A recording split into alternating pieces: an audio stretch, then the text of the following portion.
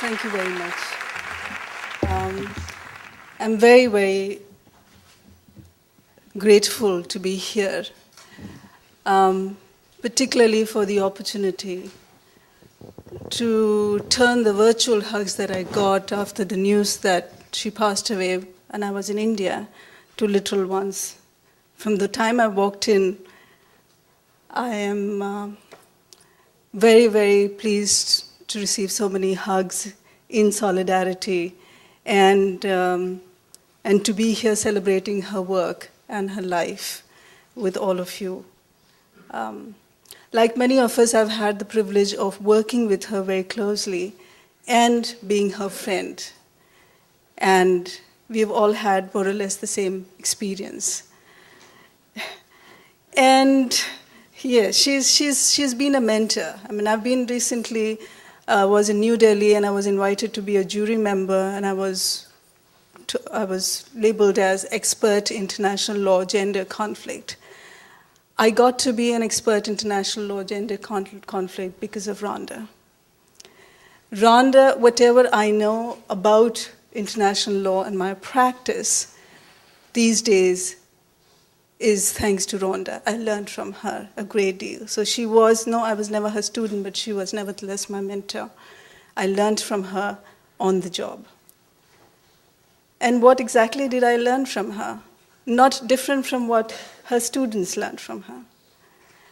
I learned to read the law. I was, of course, had a formal training, a degree, but to read the law. What does it actually say? To read a judgment. How do you use it for the advancement of women's rights, for gender justice? How do you push the boundaries of law? That's what I learned from her, and that's what I do these days. How do you create new boundaries? I mean, these are things that Anne and Sue also mentioned. She's what her students got from her. So this is what she passed on to whoever she came in contact with and she worked with, particularly from a legal framework.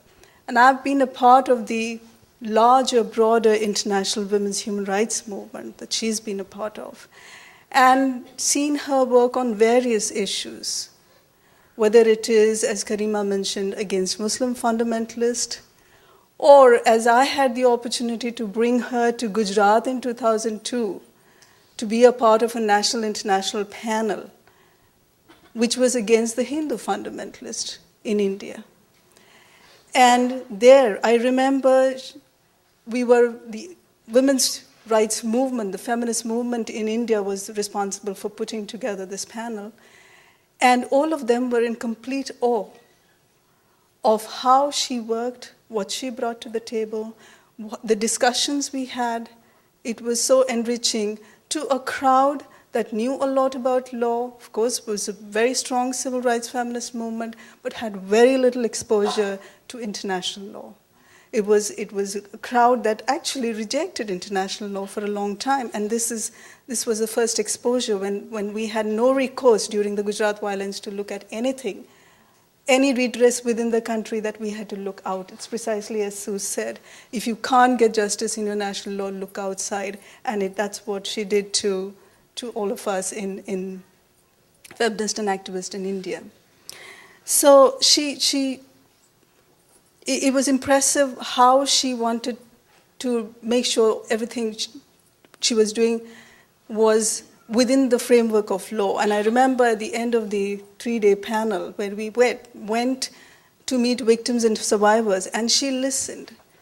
And she taught us how to listen. What is it that we need to look at and hear from the victims and survivors without showing the solidarity, but at the same time not being debilitated by it and continuing the struggle. So that is a learning which I carry today, even go to conflict areas, hear horrible stories of crimes against women, and yet come back and put together a report that will be useful and helpful. That's something I learned from Rhonda. And there have been moments where she surprised me in terms of what her thoughts And I can give you an example. And I could only say that the reaction she had was because she was so rooted here in the reproductive rights movement. So this was a friend who came to the United States for some of her advocacy, and a very long time, very respected feminist, Dr. Vibhuti Patel. She was having a discussion with her on various issues, and then Vibhuti talked about the issue that she was concerned about, she was working on these days, and that was about the increasingly skewed male-female ratio in India, which is caused by female feticide and other forms of neglect for the girl child. And she was very passionate about this, and she was talking. And now, if you know, the female feticide issue is, and therefore is something that there is a law against it in India, but nevertheless, you have all kinds of clinics that you can go and test the gender of the fetus, and then women are forced often to abort the fetus. So now here, in a moment, she perhaps, I don't know, forget that this is a question of choice.